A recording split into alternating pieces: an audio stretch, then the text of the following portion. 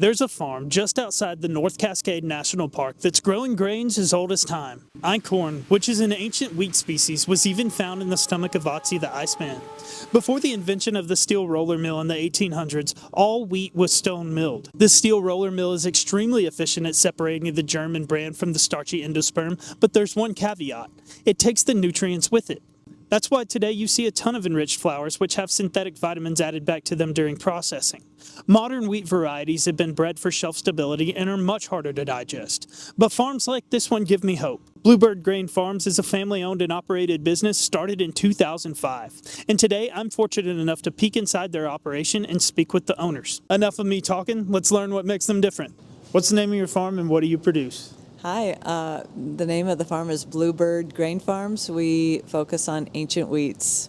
And why did you decide against conventional agriculture when at the time hardly anyone was doing it? And why did you decide ancient grains? We kind of always farmed without many chemicals and modern, what I consider modern agriculture. That was never really on the spectrum for us. So as far as like becoming certified organic, it wasn't a big step.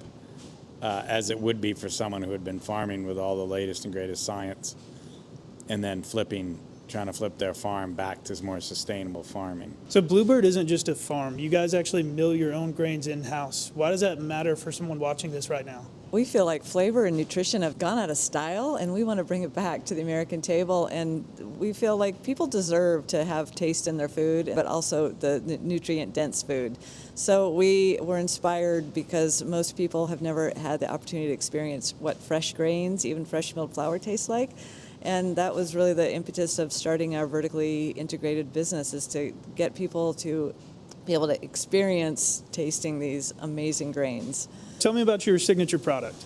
So we started growing emmer wheat about 25 years ago. Prior to that, it had only been imported from Europe, and it was not offered on the domestic market. So we pioneered this product starting from seed, and that's really what supports our business today. It is an ancient grain, or an ancient wheat, technically. It is what, I guess, under the umbrella of the term farro, and farro is an Italian term for ancient hulled wheat. It is a whole grain farro. It's not pearled because we believe that you need to keep the nutrition in your food instead of stripping it. When a product is pearled, sometimes you've heard of pearled barley, pearled farro, you shave the nutrients off of that grain, and so it really loses its integrity as soon as it's pearled. All of our emmer products, in fact, all of our products are 100% whole grain. We do not strip it of its nutrition. It's got over 8 grams of protein, high fiber, high micronutrients, and it really is one of the most versatile grains on the market today because it can be cooked like a rice and used in place of grain bowls, soups, grain salads, or you can mill it into amazing flour or hot cereal. This is emmer wheat, and we make sure to identify that it is emmer wheat on the package because a lot of people get confused. The term farro, it's really misconstrued because people have leveraged the word farro because it's got this romantic, ancient wheat connection, yet most farro on the market is not an ancient wheat. What is most farro that's sold in grocery stores? It could be any kind of a modern wheat. Nothing is tied to an ancient varietal. And so I'm just seeing all kinds of blended grains that are pearled, and it looks like modern common wheat. I think, too, that I would say that the emmer is what forced us into becoming vertically integrated because, one, being 100% organic, there weren't 100% organic and being isolated up near the North Cascades National Park. It wasn't like we could get even our wheat cleaned elsewhere, let alone emmer, which takes extra processing. Being a true hulled wheat, we have to dehull it. That's the difference. That extra processing and the craft of learning how to dehull the emmer and yet keep the integrity of the kernel is how we originally put in our own customized cleaning line so we also could do our wheats on it. We grew some flax at one point. But the emmer is what led us into having to do our own processing. Now I want to ask about your inputs, your water usage, fertilizer, pesticides. Can you tell me anything about that? Well, we don't use fertilizers or pesticides. All nutrients come from biology in the soil. So We generally leave all our straw after harvest out on the fields, and we try to decompose that into soil. That's future soil. And so I have used some composting agents, microbiology, to help break down the straw quicker. We've used various cover cropping systems in the rotation. Our main input is growing our nutrient needs with other crops, predominantly legumes of some sort, whether it's peas.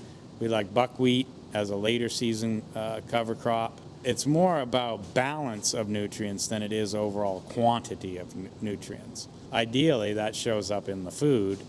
It all starts in the soil. We don't use synthetic anything.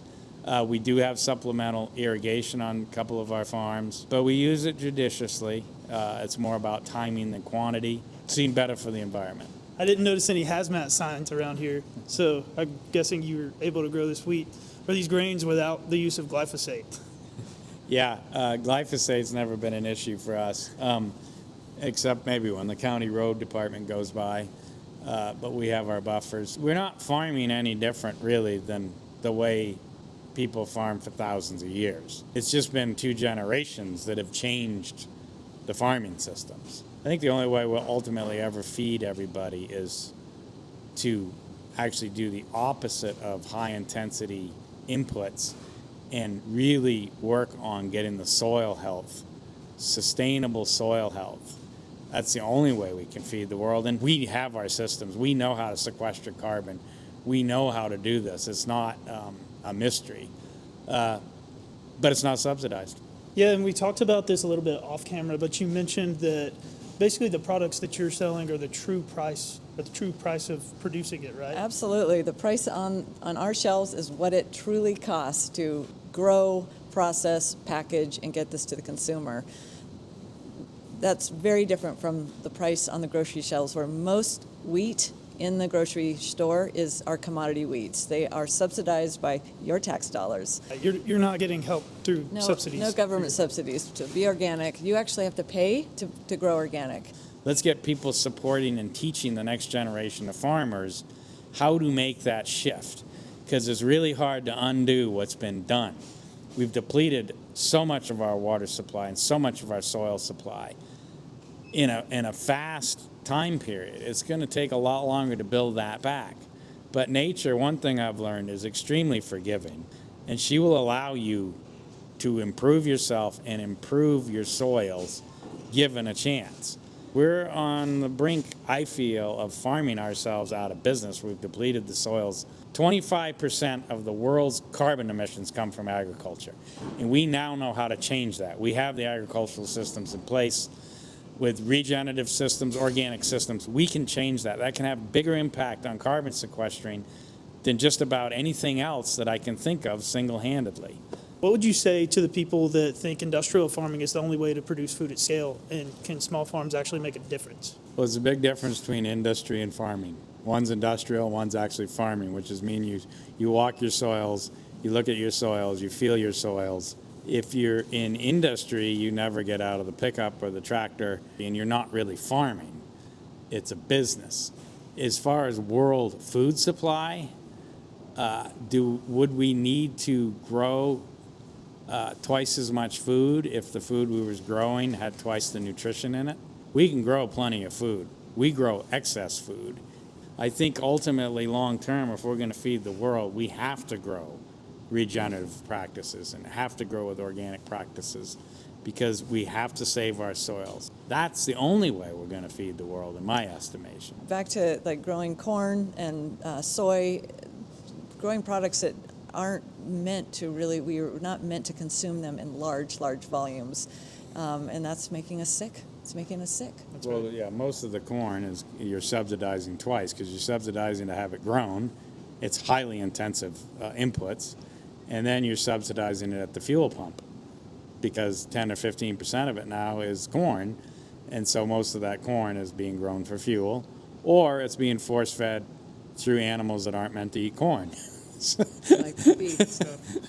Yeah. All right, now tell me where you sell your products and how can people find you? Well, we are a farm direct business, so we do sell the majority of our products direct to the consumer through our online store, bluebirdgrainfarms.com. We have been really trying to get into grocery stores on the West Coast. So Washington and Oregon, we do sell to a lot of independent natural food stores in bulk and in prepackaged. We have our new packaging coming down the pike here. This is an Ancient Grain hot cereal line with our Emmer. If you are anywhere in the United States, you can order online through our online We store. do everything from 1 pound bags to 1 ton totes. We can ship truckloads, or we can ship a small UPS box. Someone asked about our farm community, and I said, well, our farm community has really become our consumers, because they do respect what we do, and they do appreciate it, and they know they can get consistent top quality stuff from Bluebird. That hasn't changed in over 20 years. I see through our online store sales, people want nutrient-dense food. They want high-quality, clean, reliable products that they can trust. Brooke and Sam, Thank Bluebird you. Grain Farms. That's a wrap for this one. Hopefully you have a little bit better understanding of how independent food producers do things. Operations like Bluebird Grain Farms are the only way the food system in America stays afloat. They're rebuilding the soil and bringing back nutrients to a food I used to think had none. Drop a like and subscribe, because I'm traveling the country showcasing the best farms in America.